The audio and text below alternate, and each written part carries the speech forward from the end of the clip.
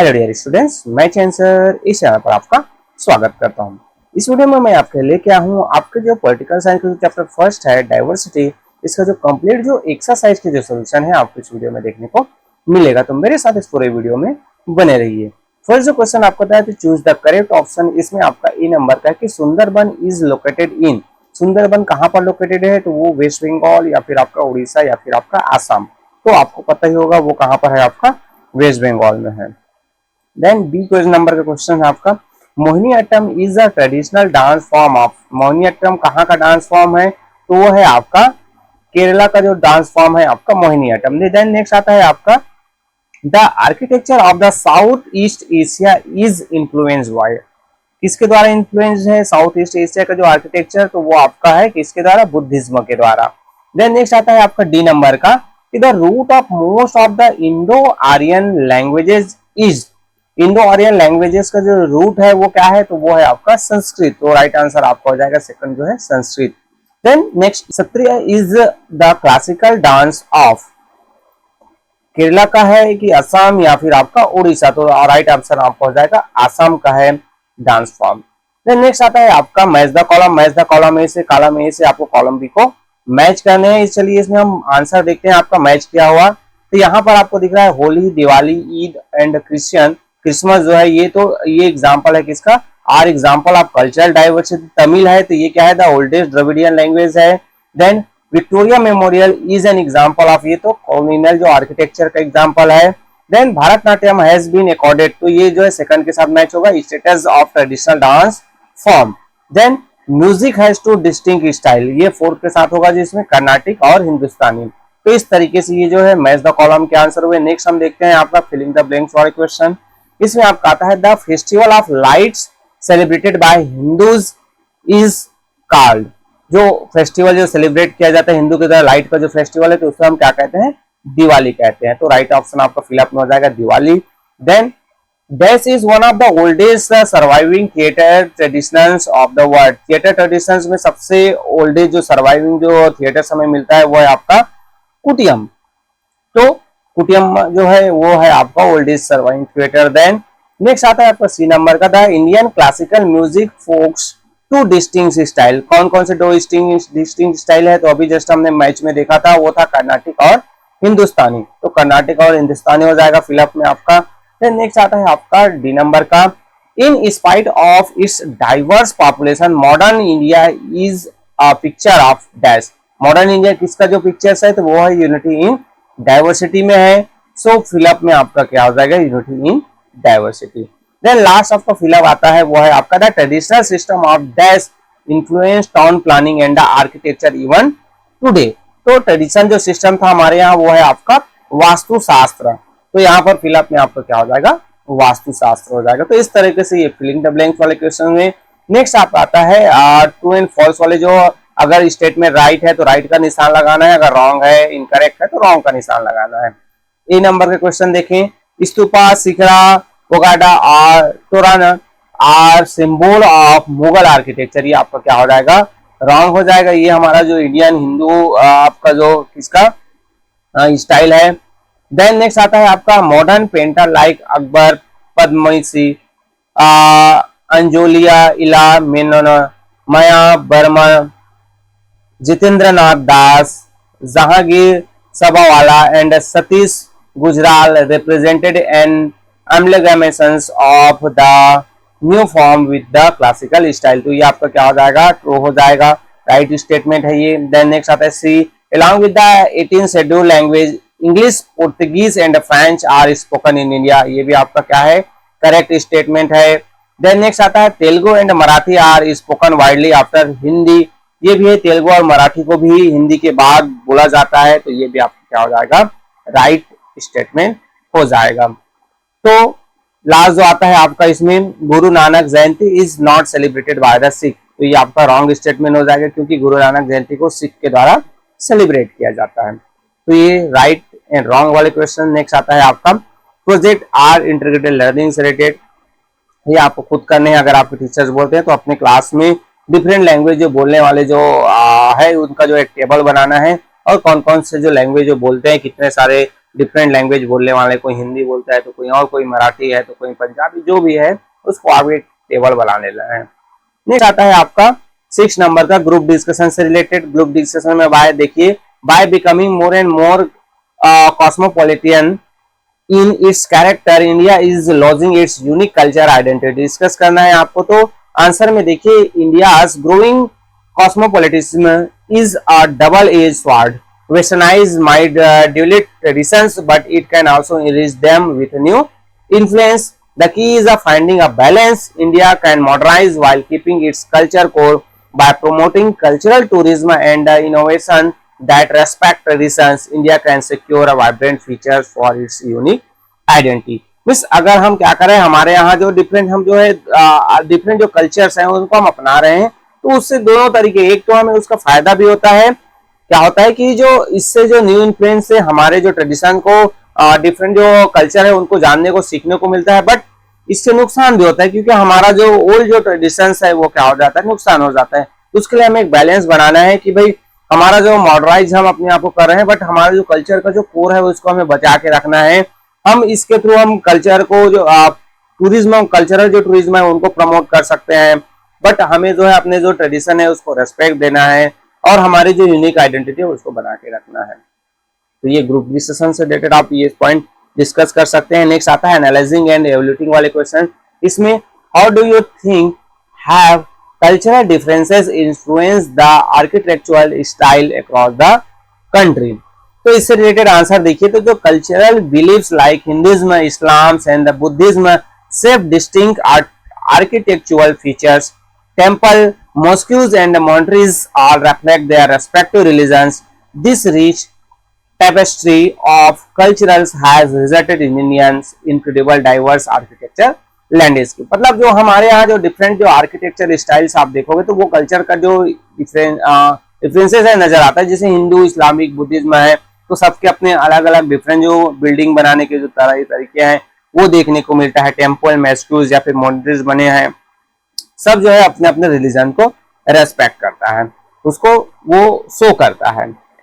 Then next आता है आपका शॉर्ट आंसर वाले क्वेश्चंस। इसमें आपका फर्स्ट आता है नंबर का कि the list the types of diversity that exist in India and right a few lines about each. तो आपको जो डिफरेंट जो डाइवर्सिटी है, जैसे कल्चरल डाइवर्सिटी, तो इससे related point Hinduism, Islam, Christian, Sikhism, Buddhism, Jainism and Zoroastrianism coexist in India. Food, clothing, art, music and festivals vary across regions. मतलब अलग अलग रिलीजन्स के जो है, धर्म के जो लोग हैं हमें देखने को मिलता है। देन लैंग्विस्टिक डाइवर्सिटी में देखें तो जो हमारे यहाँ लगभग 120 लैंग्वेजेस जो है बोला जाता है। साथ ही साथ हिंदू जो है मोस्ट जो कॉमन, ज्यादातर जो हिंदी जो लैंग्वेज है वो बोला जाता है हिंदू के द्वारा। तो हिंदी जो है मेन जो कॉमन लैंग्वेज है। उसके अलावा रीजनल लैंग्वेज में बंगाली, तमिल भी हमारे यहाँ बोला जाता है। ज्योग्राफिकल डाइवर्सिटी में देखें तो from the Himalayas to beaches India's landscape shapes regional culture and traditional. मतलब हिमालय से लेकर हम जो है साउथ में जाएंगे तो हमारा जो कोस्टल एरियाज है वहां तक हमें डिफरेंट रीजनल कल्चर ट्रेडिशन हमें देखने को मिलता है। देन नेक्स्ट आता है right a short note on the festival of India. Indian जो फेस्टिवल है उसके बारे में आपको नोट डाउन करने हैं, तो आप जो है फेस्टिवल से रिलेटेड आप नोट डाउन कर सकते हैं। Answer, all festivals are celebrated with enthusiasm by everyone. All regions have their own festival to celebrate. The more popular ones are Diwali, Holi, etc. by the Hindu. Miss यहाँ पर जो festivals की बात है तो सभी जो है हंसी खुशी से हम फेस्टिवल कोई भी जो है सेलिब्रेट करते हैं अपना। डिफरेंट जो रिलीजन्स है तो उनके अपने ओन जो फेस्टिवल्स है।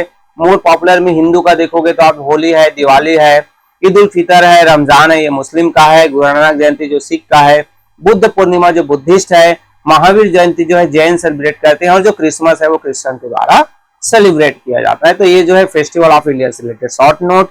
देन नेक्स्ट आता है आपका सी नंबर का कि how has the geographical diversity contribute to the unique diversity of India. Geographical diversity related आपको आंसर देने हैं। तो आंसर में देखें तो India geographical spread, mountain, plains, desert, coast create diverse climate and ecosystem. मतलब हमारे यहाँ माउंटेन है, प्लेन है, डेजर्ट है, कोस्टल एरिया से, तो इससे क्या होता है एक डाइवर्स जो क्या देखने को मिलता है क्लाइमेट, साथ ही साथ हमें उस तरीके से इकोसिस्टम भी देखने को मिलता है। So this fosters a rich tapestry of culture from Himalayan community to coastal fishing village.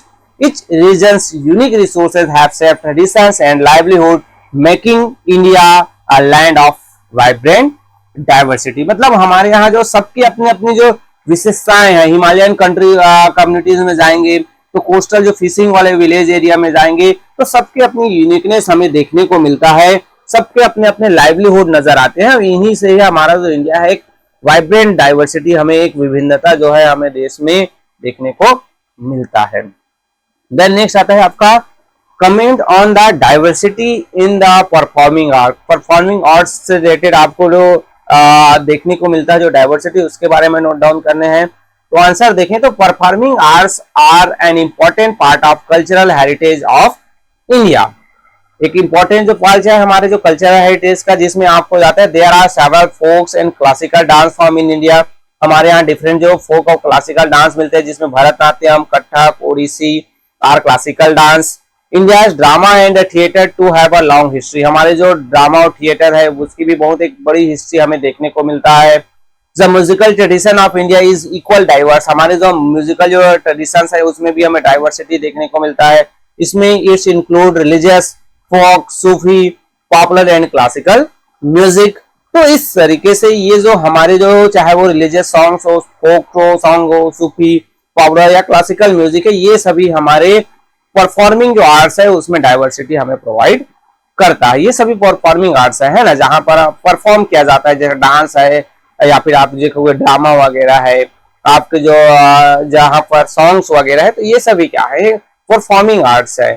Then next आता है आपका लास्ट जो शॉर्ट आंसर है उसमें what is the unique about the diversity of India. India के जो डाइवर्सिटी उसमें uniqueness क्या देखने को मिलता है। तो आंसर देखें, India with its rich cultural history is a country of diverse cultures, religious, languages and communities identities. मतलब हमारे यहाँ जो यूनिकनेस हम बात करें तो हमारा जो कल्चर वो रिच, जो हिस्ट्री से ही बहुत पहले से ही हमें डाइवर्सिटी हमारे चाहे कल्चर में हो, चाहे वो हमारे रीजन में हो, लैंग्वेज में हो या फिर कम्युनिटीज में हो, हमें देखने को मिलता है। और सबकी अपनी एक अलग अलग आइडेंटिटी है, अलग अलग पहचान है। The origins our heritage can collage of diverse culture be trace back to the Indus valley civilisation. मतलब हमारा जो ओरिजिन है कल्चर का, जो डाइवर्सिटी है, हमें अभी देखने को नहीं मिलता है। ये जो हमें इंडस वैली सिविलाइजेशन से देखने को मिलता है और which existed thousands of years ago. और ये जो डाइवर्सिटी है वो हमें हजारों सालों से हमें हमारे यहाँ देखने को मिल रहा है। नेक्स्ट आता है आपका long answer question. Long answer questions में आपका ए नंबर आता है कि right a note on the linguistic diversity of India. Linguistic जो डाइवर्सिटी है इंडिया का, उसको आपको नोट डाउन करने। तो आंसर देखें तो the Rigveda dating back of 1500 BC is the oldest manuscripts available in any Indo-European language. Sanskrit is the root language from which the other Indian language have originated. मतलब जो language diversity में बात करें तो जो ऋग्वेदा सबसे पुराना जो है वो 1500 BC पुराना मिलता है, जो ओल्डेस्ट जो मैन्युस्क्रिप्ट्स है अवेलेबल है।